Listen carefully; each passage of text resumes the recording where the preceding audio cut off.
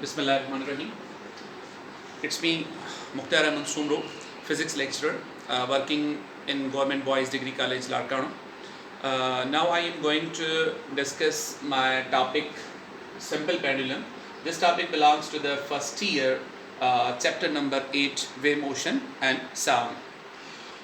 This topic has definition: an ideal simple pendulum consists of a point mass suspended by a weightless, inextensible and perfectly flexible string from a rigid frictionless support. इसमें हम एक तो जो movable है, जो flexible है, vibrate हो सकता है, ऐसा कोई पार्टिकल हम कोई जो वायर है या कोई सपोर्ट है वो हम यहाँ पर इस्तेमाल करते हैं. कोई भी फर्म सपोर्ट आप ले लें, इस फर्म सपोर्ट में से कोई स्ट्रिंग या कोई आप बार इस्तेमाल कर सकते हैं, कोई और स्टिफ जो चीज़ है वो इस्तेमाल कर सकते हैं, but that can move, vibrate. अच्छा, अगर हम इस स्ट्रिंग को या इस बाब को मूव करके इस तरफ लेकर आ जाएं, इस पोजीशन पर, तो ये खुद ब खुद तो यहाँ पर आने से रहा, ये खुद तो आ नहीं सकता, तो हमें कोई ना कोई तो फोर्स लगानी पड़ेगी. ये फोर्स लगाकर आप इसको डिस्प्लेस कर रहे हैं कुछ इस तरह से. जैसे ही आप इसको यहाँ से जो आपने फोर्स अप्लाई करके यहाँ तक लेकर आए हैं, ये फोर्स रिमूव जैसे ही आप करेंगे तो ये बाल वापस पीछे आ जाएगा. अच्छा, ये बात वापस किस वजह से आ रहा है? इलास्टिक रीस्टोरिंग फोर्स की वजह से नहीं, इनर्शियल रीस्टोरिंग फोर्स की वजह से. अब इस ऑब्जेक्ट के ऊपर जो नीचे की तरफ फोर्स लग रही है, मीन पोजीशन की तरफ, उस फोर्स की वजह से ऑब्जेक्ट नीचे आता जाएगा और अपनी रफ्तार बढ़ाता जाएगा. इसमें एक्सेलरेशन पैदा होगी. जैसे ही ऑब्जेक्ट मीन पोजीशन पर पहुंचेगा जहां पर इसका x का वैल्यू 0 है, तो इसकी वेलोसिटी जो है वो मैक्सिमम हो चुकी होगी और अब इसमें मोशन ज़्यादा है, तो यहाँ पर ये रुक नहीं पाएगा और ये अब इस दूसरी तरफ की तरफ बढ़ना शुरू हो जाएगा. और जैसे ही मीन पोजीशन को ये क्रॉस करके ऊपर की तरफ जाएगा तो इसमें डेसिलरेशन पैदा होगी, आहिस्ता आहिस्ता इसकी रफ्तार कम होना शुरू हो जाएगी और ये यहाँ पर रुक कर फिर वापस हो जाएगा. तो इस तरह से ये वाइब्रेट करता रहेगा. अच्छा, अब हम इसमें पढ़ रहे हैं कि इस पे जो फोर्स लग रही है वो फोर्स कितनी है. अगर हम ये फोर्स काउंट कर लें तो ये फोर्स बराबर किसके हैं? ये जैसे मैंने कहा आपको कि ये वापस जो आ रहा है, ये वापस आ रहा है इनर्शियल रीस्टोरिंग फोर्स की वजह से. अच्छा, पहले इस पर जो फोर्स है वो हम देखेंगे वो फोर्स बराबर किसके है, या यहाँ पर जो फोर्स लग रही हैं वो कौन कौन सी फोर्सेस यहाँ पर अप्लाई हो रही हैं. सबसे पहले तो इसमें एक टेंशन है जो ऊपर की तरफ एग्जर्ट हो रहा है, और दूसरा यहाँ पर एक वेट फोर्स है जो नीचे लग रही है. अच्छा, और एक इस वेट को अगर हम रिजॉल्व कर लें तो यहाँ पर हमें दो फोर्सेस मिलेंगी. अगर इफेक्टिव एंगल आप ये ले रहे हैं थीटा, तो ऐसी एंगल यहाँ पर बनेगी. थीटा के जो सामने है वो हम लेते हैं W साइन थीटा और यहाँ पर लगेगा W cos theta. W cos theta is equal to tension, तो टेंशन और W cos थीटा आपस में एक दूसरे को कैंसिल कर लेंगे, तो ये दो जो फोर्सेस हैं ये फोर्सेस काम की हमारे पास नहीं रहेंगी. बाकी आपके पास आ गया W sin थीटा. तो ये जो ऑब्जेक्ट नीचे की तरफ आ रहा है वो W sin थीटा की वजह से आ रहा है, तो हम इसको लिखेंगे यहाँ पर माइनस W sin थीटा. अच्छा, अब यहाँ पर एक क्वेश्चन आ रहा होगा आपके जहन में कि नेगेटिव साइन हम क्यों दे रहे हैं. इस वजह से कि ये जो नेगेटिव है ये इस बात को शो कर रही है कि ये जो फोर्स है वो always toward the mean position, इस डिस्प्लेसमेंट के अगेंस्ट होगी हमेशा. तो आप फोर्स आपने ऊपर लगा मतलब डिस्प्लेस आपने पल्ली तरफ किया है और ये जो फोर्स लग रही है वो नीचे की तरफ लग रही है. ये जो फोर्स आप यहाँ पर ले रहे हैं ये फोर्स हम लेंगे एम ए के बराबर according to Newton second law, इस वजह से क्योंकि ये एक्सेलरेटिंग फोर्स है. और यहाँ पर हम लिखेंगे minus M G sine theta. W का जो वैल्यू है वो हमने mg यहाँ पर मेंशन कर लिया. फोर्स को हमने लिखा ma. अब दोनों तरफ m अवेलेबल है, इसको हम कैंसिल कर रहे हैं। बाकी एक्सीलरेशन का फार्मूला मिल रहा है हमारे पास माइनस जी साइन थीटा। अच्छा, इस इक्वेशन में जो हमें फार्मूला मिल रहा है वो एक्सेलरेशन, किसकी एक्सेलरेशन? इस सिंपल पेंडुलम की। इसका एक और लुक भी आ जाएगा, जैसे कि हम अगर यहाँ पर लिखें साइन थीटा, तो साइन थीटा हमारे पास क्या मिलेगा? इसका जवाब इस फार्मूला में से अगर हम लें, थीटा के सामने वाली जो लाइन है उसको हमने x के साथ मेंशन किया हुआ है, तो इसको हम परपेंडिकुलर ले सकते हैं।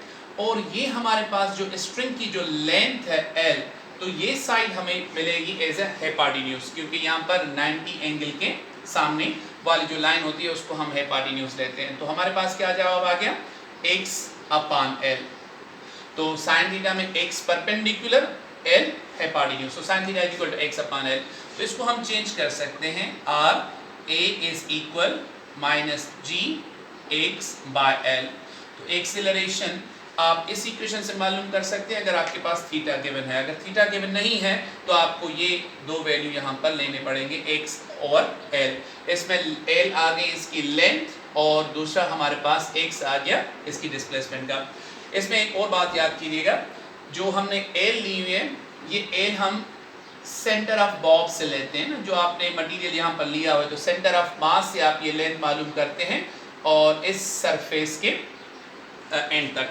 अच्छा, minus G X upon L is equal to A. Acceleration का जो फार्मूला है ये हमारे पास गिवन है, इस इक्वेशन को हम नाम दे रहे हैं इक्वेशन नंबर 1। अच्छा, अब यहाँ पर लिख रहे हैं for given simple pendulum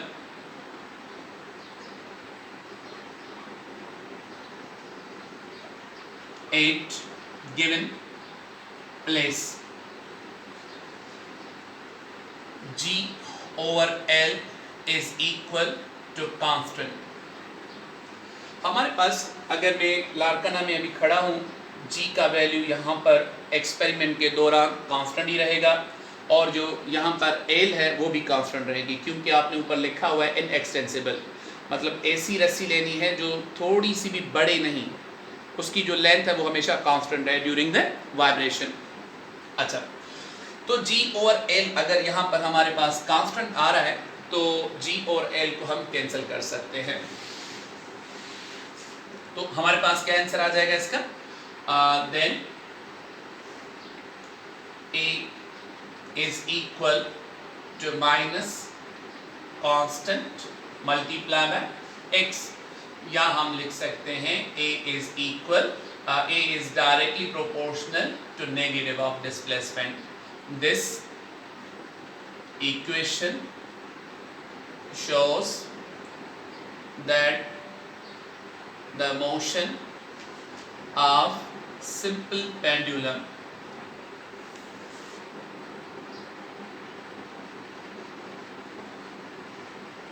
is a kind of simple harmonic motion। अच्छा, तो इस इक्वेशन से हमने मालूम ये कर लिया कि जो हमारे पास सिंपल पेंडुलम है, it is a kind of simple harmonic motion. Simple harmonic motion का इक्वेशन हम पहले पढ़ चुके हैं, उसमें मैंने कहा था जब कभी भी एक्सेलरेशन डायरेक्टली प्रोपोर्शनल हो नेगेटिव ऑफ डिस्प्लेसमेंट तो आप उसको सिंपल हार्मोनिक मोशन ही कंसीडर कर सकते हैं। अच्छा, अब इसमें आ गया कि इसका जो टाइम पीरियड है और फ्रीक्वेंसी वो हम मालूम कर लें। टाइम पीरियड के मालूम करने के लिए हम पहले मालूम करते हैं equivalent of angular velocity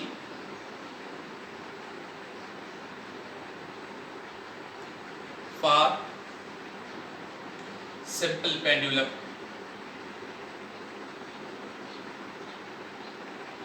simple pendulum में जो एंगुलर वेलोसिटी का इक्विवेलेंट है वो हम मालूम करना चाह रहे हैं।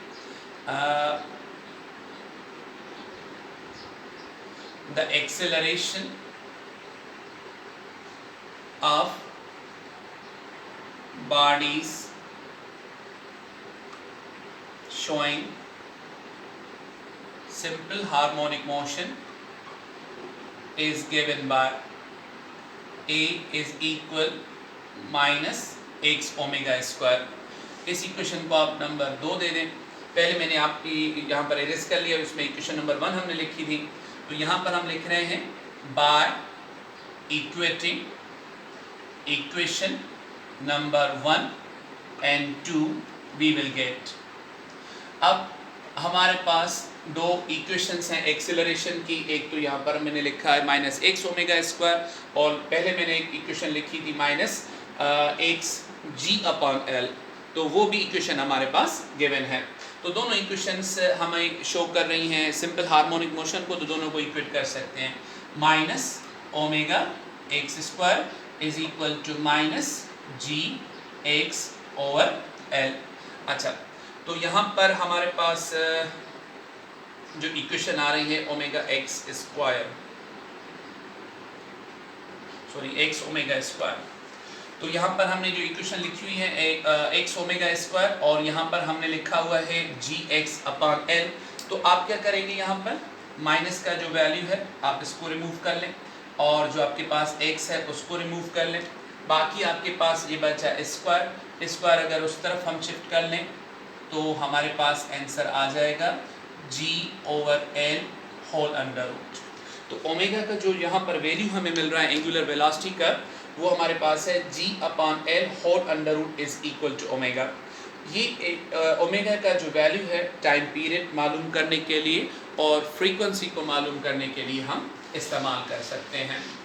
मिसाल के तौर पर मैं अगर टाइम पीरियड की इक्वेशन लिखूं, तो टाइम पीरियड के लिए हमारे पास डेफिनेशन पहले ही गिवन है, time required to complete one vibration.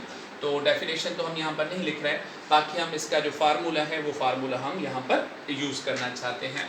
As we know that omega is equal to pi upon T. Angular velocity का जो फार्मूला हम लेते हैं वो 2 पाई अपॉन टी लेते हैं। यहाँ पर टी टाइम पीरियड है, 2 पाई 1 रोटेशन के लिए या 1 कंप्लीट रिवोल्यूशन के लिए है, वाइब्रेशन के लिए।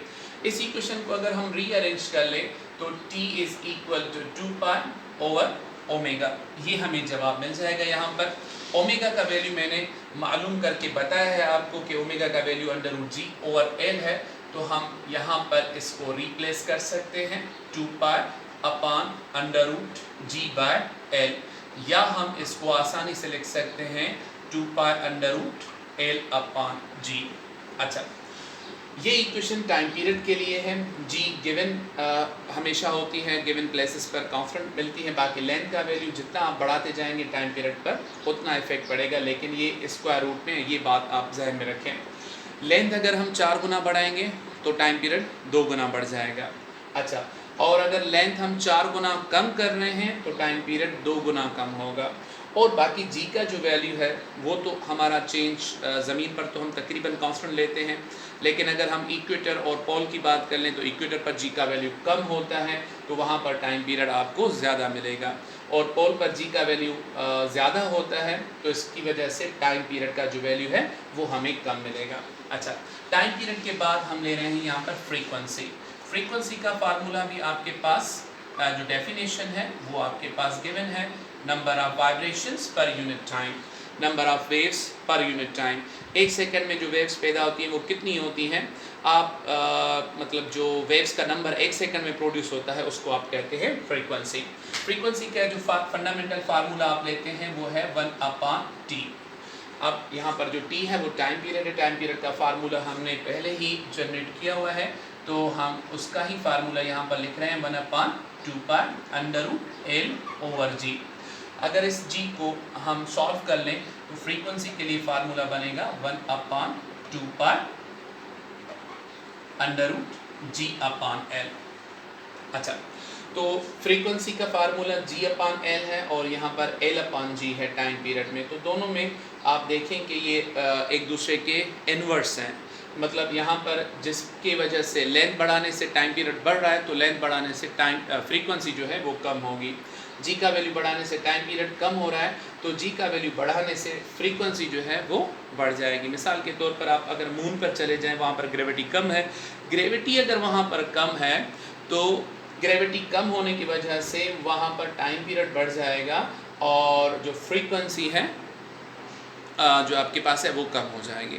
ठीक है, आज हम इस टॉपिक को यहाँ पर छोड़ रहे हैं। इसके से रिलेटेड जो प्रॉब्लम्स हैं या मुख्तलिफ जो आपके पास MCQs हैं वो इंशाल्लाह हम नेक्स्ट जो टॉपिक है या इसमें जो मेरा लेक्चर आएगा उसमें मैं डिस्कस कर लूँगा।